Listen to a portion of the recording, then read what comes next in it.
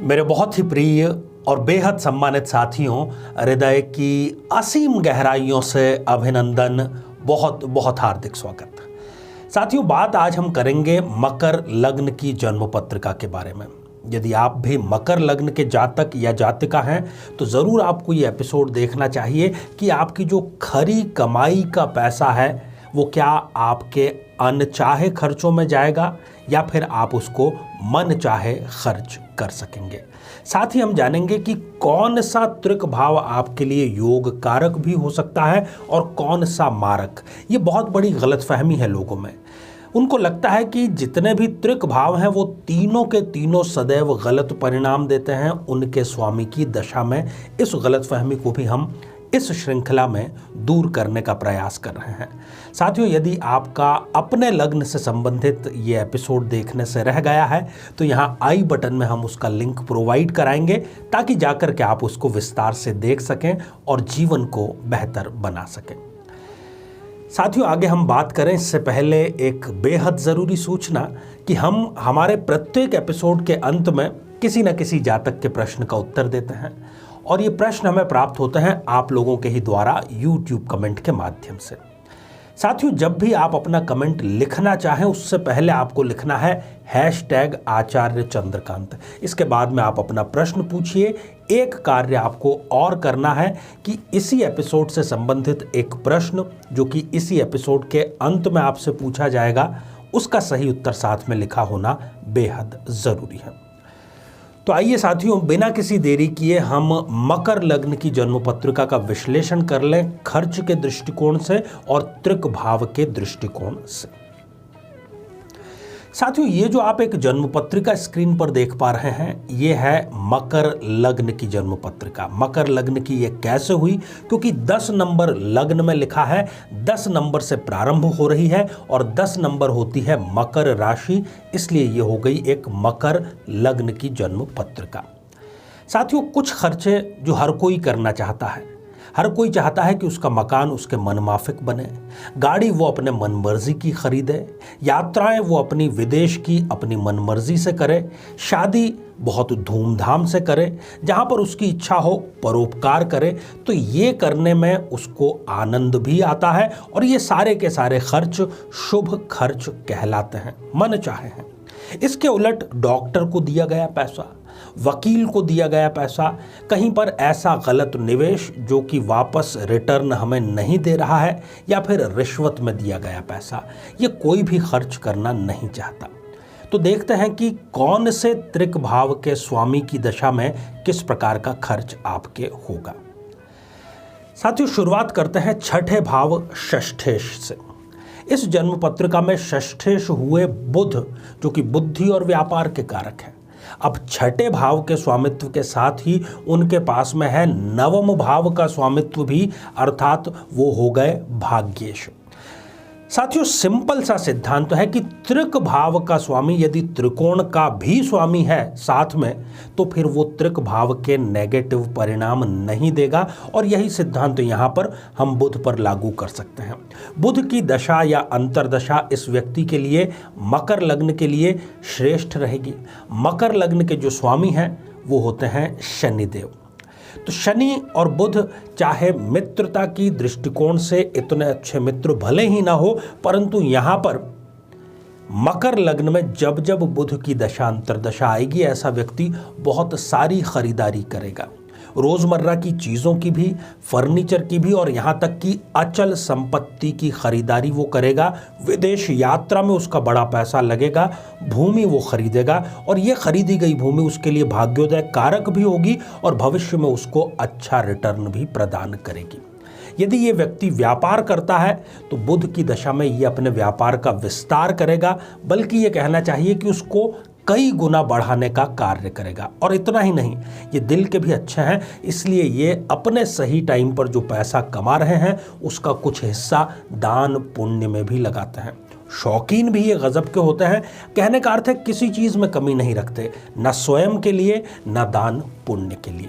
तो कहने का अर्थ बुध यहाँ पर त्रिक भाव का स्वामी होते हुए भी योग कारक रिजल्ट देगा। साथियों, आगे बढ़ते हैं और बात करते हैं अष्टम भाव की। अष्टमेश इस जन्म पत्रिका में हो गए स्वयं सूर्यदेव, और वो किसी दूसरे यहाँ के मालिक नहीं है किसी भी भाव के, तो सिर्फ अष्टम भाव के स्वामी होने के कारण और साथ ही लग्नेश शनि के नैसर्गिक और प्रबल शत्रु होने के कारण सूर्य की दशा इनके लिए जीवन की बहुत ही भयंकर और खतरनाक दशा होगी। यदि ये जो भी कार्य करते हैं उसमें केवल औसत लेवल तक जा पाते हैं, चाहे कितनी ही बड़ी इनकी फैक्ट्री हो, चाहे ये देखने में कितने ही रईस क्यों ना नजर आ जाए, सूर्य की दशा अंतर दशा में ये केवल अपने बिल ही चुका पाएं, इतनी ही इनकम इनके हो पाएगी। बल्कि इनको कई प्रकार के पिछले सरकारी नोटिस जिसमें इनको शुल्क अदायगी करनी हो वो प्राप्त हो सकते हैं। किसी न किसी विभाग की इनके ऊपर कुर्की का आदेश भी आ जाता है। जितने भी ये एफर्ट कर रहे हैं वो सारे के सारे केवल डैमेज को कंट्रोल करने में लग जाते हैं, और एक अज्ञात भय कि अब इतना नुकसान तो हो चुका है, अब और कौन सा दिन देखना बाकी है, इस प्रकार का अज्ञात भय इनके निरंतर बना ही रहता है। और कार्य करने का जो जोश है, जो जुनून है, जो एंथुजियाज्म है, वो समाप्त हो जाता है। व्यक्तिगत खर्च इतने अधिक हो जाते हैं कि कई बार इनके लिए परिवार का खर्च चला पाना भी मुश्किल हो जाता है। साथियों, आगे बढ़ते हैं और बात करते हैं 12th हाउस अर्थात व्यय भाव की। व्यय भाव के स्वामी यहां पर हो गए हैं गुरुदेव, और साथ ही वो तृतीयेश भी हैं, अर्थात तो किसी भी प्रकार से वो यहां पर त्रिकोण के अधिपति नहीं है। कहने का अर्थ यह है कि गुरु इस जन्म पत्रिका में एक मारक ग्रह का रिजल्ट देंगे। उनकी दशा अंतरदशा इस लग्न की कुंडली के लिए श्रेष्ठ बिल्कुल भी नहीं कही जा सकती, बल्कि वो गलत और खतरनाक परिणाम प्रदान करेगी। क्या क्या करेगी? गुरु की दशा या अंतरदशा जब भी इनको आएगी तो ये मेहनत इनसे बहुत ज़्यादा कराएगी। यदि ये 2 घंटे काम करते हैं तो इनको 4 घंटे काम करना पड़ेगा, परंतु रिजल्ट शून्य। मेहनत अधिक, रिजल्ट कुछ भी नहीं। अब मन स्थिति कैसी होगी आप स्वयं देख लीजिए। यदि ये उत्पादन या मैन्युफैक्चरिंग के किसी यूनिट के मालिक हैं या वहाँ कार्य भी करते हैं तो ये उत्पादन तो ठीक समय पर कर देंगे, परंतु वो उत्पाद मार्केट में बिक नहीं पाएगा, आउट ऑफ डेटेड हो जाएगा, और इनका जो कच्चा माल है वो बहुत अधिक मात्रा में खराब होने का कार्य भी यहाँ पर स्पष्ट रूप से देखा जाता है। साथियों, ये इतने डिप्रेशन में चले जाते हैं कि उसका इनको समाधान किसी न किसी प्रकार के नशे का सेवन करने में ही नज़र आता है, और ये उस तरफ बढ़ भी जाते हैं। कई बार तो गुरु की दशा यदि वो गलत स्थान पर प्लेसमेंट है तो तीज त्योहार तक मनाने के लिए इनके पास में पैसे नहीं होते, और अपनी छोटी छोटी इच्छाओं और उम्मीदों से भी इनको समझौता करना पड़ता है। घर के लोग, चाहे वो इनसे उम्र में छोटे हैं या बड़े हैं, सारे के सारे इनके विरोध में सामने आकर के खड़े हो जाएंगे, साथ में कोई भी खड़ा नहीं होगा। किसी बड़े प्रोजेक्ट को यदि ये रिस्क लेकर के हाथ में लेते भी हैं तो वो प्रोजेक्ट में इनका पैसा अटक जाएगा और सम्मान जाएगा वो अलग। साथियों, तीनों त्रिक भाव की हमने बात कर ली। छठे भाव के लॉर्ड बुध यहां पर इनके लिए योग कारक हैं। कहने का सिद्धांत तो सीधा सा यही है कि हर स्थिति में, हर लग्न में, हर त्रिक भाव खराब नहीं होता है। केवल आप डिग्री का भी यहां जरूर ध्यान रखें। यदि त्रिक भाव का स्वामी 0 या 28-29 डिग्री का हो गया है तो वो बलहीन हो गया है, फिर वो रिजल्ट देने की स्थिति में ही नहीं रहेगा। तो आइए साथियों, अब हम बढ़ते हैं आज के हमारे कमेंट के सेक्शन की तरफ।